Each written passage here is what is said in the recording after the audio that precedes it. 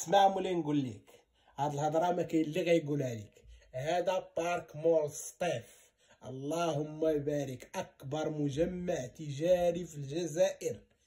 واسمعني يا ابن عمي، هذا البارك مول سطيف فيه العديد من المحلات التجاريه، ما يقارب 41,000 متر مربع، اللهم بارك، ديال المحلات التجاريه. وفيه مكاتب 14,000 متر مربع، اللهم بارك، ديال المكاتب. وفيه مطاعم بانورامية الاخوان، ما نهضروش في المطاعم بانورامية. اذا الا مشيتي غتاكل ألذ واجود الاطباق.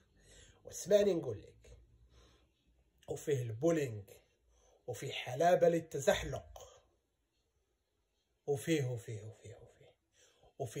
وفيه قاعة مؤتمرات بها 1000 مقعد، اللهم بارك.